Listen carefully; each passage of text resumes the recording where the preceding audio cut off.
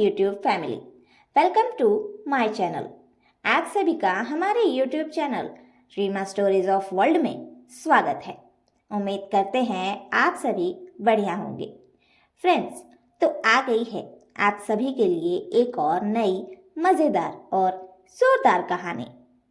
तो कहानी शुरू करने से पहले अगर आपने हमारे चैनल को सब्सक्राइब नहीं किया है तो अभी कर ले और बेल आइकन दबाना बिल्कुल भी ना भूलें, ताकि हमारे हर न्यू वीडियो की नोटिफिकेशन आपके पास सबसे पहले पहुंचे। तो चलिए आपका ज़्यादा समय न लेते हुए कहानी शुरू करते हैं। गांव की सहेली बनी अमीर बहू पार्ट 2। जैसा कि आप सभी को पार्ट 1 में दिखाई दिया होगा कि कैसे प्रीति ने आत्महत्या करने की कोशिश की और ब्लैकमेल करके प्रमोद से शादी कर ली। पाखी ने अपने प्यार की कुर्बानी दे दी, लेकिन उसके बाद भी ये शादीशुदा जिंदगी दोनों की सफल नहीं रही। 6 महीने हो गए। 6 महीनों तक प्रीति ने बहुत कोशिश की कि प्रमोद किसी भी तरह से उसके करीब आए, उसे पत्नी का दर्जा दे, उससे प्यार करे, उसे वो हक दे जो वो पाखी को देना चाहता है। लेकिन ऐसा नहीं हुआ। प्रमोद ये नहीं कर पाया, क्योंकि उसके दिल, दिमाग और उसकी आत्मा में सिर्फ पाखी ही थी। यहाँ तक कि वो नींद में भी सिर्फ पाखी का ही नाम लेता था। ये सारी चीज़ें प्रीति देखती थी। उसे अच्छा नहीं लगता था, बहुत जलन होती थी, पर फिर भी वो उसके साथ थी, क्योंकि वो उससे एक तरफा प्यार करती थी। पर वक्त के साथ उसे भी अकल आने लगी कि एक तरफा प्यार से ज़िंदगी नहीं चल सकती। ज़िंदगी को खुशहाल बिताने के लिए दोनों आदमी के मन में एक दूसरे के लिए प्यार होना ही चाहिए। पर इस केस में तो ऐसा कुछ है ही नहीं। प्रमोद तो पाखी से प्यार करता है, वो प्रीति को घास तक नहीं डालता। इस बात का एहसास प्रीति को होने लगा। धीरे धीरे 6 महीने तक कोशिश करने के बाद प्रीति ने सोचा कि वो खुद को एक और मौका दे, प्रमोद से बात करे। उसने प्रमोद के लिए एक डिनर डेट प्लान किया, उसे वहाँ लेकर गई और वहाँ पर उसने एकदम खुलकर प्रमोद से बात की कि आखिर कब तक इस तरह से पाखी के प्यार में पड़े रहोगे।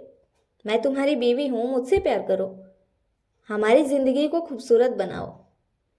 प्रमोद ने उससे सिर्फ एक ही बात कही कि तुम अपने पसंद का एक अगर ड्रेस ना मिले तो तुम त्योहार नहीं मनाती। मुझे तो मेरी पसंद का जीवन साथी ही नहीं मिला, मैं अपनी ज़िंदगी को खुशहाल कैसे बिताऊं? तुम ही बताओ। ये बात सुनकर प्रीति को एकदम झटका लगा। हाँ, पर उसके मन में ये बात आ भी गई कि बात तो सही है। मनपसंद की ड्रेस ना मिलने पर वो कोई त्योहार तक नहीं मनाती। इतनी चिढ़ जाती है कि नहीं, मेरी पसंद का कुछ नहीं हुआ तो मुझे कुछ नहीं करना। तो भला बिना मनपसंद के जीवन साथी के साथ कोई कैसे हंसी खुशी जिंदगी बिता सकता है? उसे इस बात का एहसास हुआ कि शायद वो प्रमोद के साथ और साथ ही पाखी के साथ भी गलत कर रही है। वहाँ से जाने के बाद वो पाखी से फ़ोन करती है। पाखी बहुत खुश होती है कि बड़े दिनों बाद उसकी बेस्ट फ्रेंड का कॉल आया है। वो उससे बात करती है, हालचाल लेती है। उसके बाद प्रीति पाखी से कहती है कि उसे उससे मिलना है। प्रीति को पाखी से मिलना है, ये बात सुनकर पाखी बहुत खुश हो गई। उसके बाद उसने जगह और समय पूछा। 2 दिन बाद का समय मिला और दोनों मिले। मिलकर प्रीति ने सारी गलतफहमियां दूर की, पाखी को सारी सच्चाई बताई और उससे पूछा, पाखी तेरे मन में क्या है? तू क्या चाहती है? प्रमोद तेरे बिना नहीं रह रहा, क्या तू भी उसके बिना नहीं रह सकती? क्या तूने मुझसे झूठ बोला या सच बोला? जो भी हो, अपने मन की बात बता। पाखी अब भी उससे छुपा रही थी, लेकिन इस वक्त प्रीति ने उसे अपनी कसम देकर मजबूर करके सच उगलवा ही लिया। सच्चाई जानने के बाद पाखी बहुत रोई और प्रीति भी बहुत रोई। उसके बाद प्रीति ने पाखी से कहा कि तू चिंता मत कर, तुझे अब तेरे प्यार से मिलाने की जिम्मेदारी मेरी। ये बात सुनकर पाखी को खुशी भी हुई और दुख भी हुआ कि मेरी सहेली अपना घर तोड़कर मेरा घर तो नहीं बसाएगी। उसके बाद धीरे धीरे दिन बीतने लगे। पाखी को लगा कि शायद प्रीति नॉर्मल हो गई है, वो सब कुछ भूल गई है और अपने रिश्ते को आगे बढ़ा रही है। पर ऐसा नहीं था। मन ही मन प्रीति ने पाखी और प्रमोद की शादी प्लान कर रखी थी।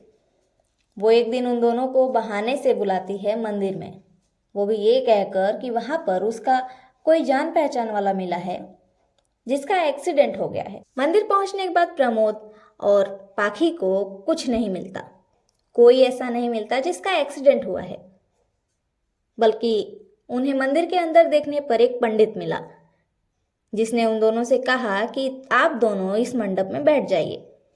उसके बाद प्रीति फोन करती है और दोनों से यही बात कहती है कि तुम दोनों बैठो, ये एक पूजा है जो मैंने रखी है, मैं बस आती हूँ। प्रमोद और पाखी दोनों बैठ जाते हैं। पूजा शुरू होती है। उसकी कुछ ही देर बाद प्रीति भी आ जाती है। प्रीति ने इशारे से प्रमोद और पाखी दोनों को चुप रहने को कहा कि जो हो रहा है वो होने दो, और बस अपने हाथों से दोनों का गठबंधन करके उन दोनों की शादी करा देती है। शादी तक तो प्रमोद चुप था क्योंकि वो भावनाओं में बह चुका था, पर शादी होते ही उसका गुस्सा फूटा। उसने कहा कि पहले तुमने मेरी जिंदगी बर्बाद की और अब पाखी की जिंदगी भी बर्बाद कर रही हो, क्यों उसे अपनी सौतन बनाने पर तुली हो। तब प्रीति ने बताया कि ऐसा कुछ नहीं है, मैं किसी की सौतन नहीं हूँ और तुम्हारी बीवी मैं नहीं, सिर्फ पाखी है। याद करो, उस दिन डिनर डेट के बाद अगले ही दिन मैंने तुमसे कुछ पेपर्स पे साइन करवाया था, ये कहकर कि हमारे डॉक्टर्स की गेट टुगेदर मीटिंग के बारे में ही कुछ है, और वहाँ पर तुमने साइन बिना पढ़े किया था। वो दरअसल हमारे डाइवोर्स पेपर्स ही थे। मैं नहीं चाहती कि तुम बिना प्यार की शादी में रहो। हाँ, पहले मैं नादान थी जो मैं एक तरफा प्यार में पड़कर तुम्हारी जिंदगी भी बर्बाद करने आ गई, पर अब ऐसा नहीं होगा। तुम दोनों एक दूसरे से बेइंतहा प्यार करते हो, एक दूसरे के साथ जियो और मेरी चिंता मत करो, मैं तो हमेशा तुम दोनों के साथ ही रहूंगी। मेरी बेस्ट फ्रेंड पाखी और उसके पति यानी कि अब तुम हो गए मेरे जीजू, तो तुम दोनों का पीछा तो नहीं छोड़ूंगी।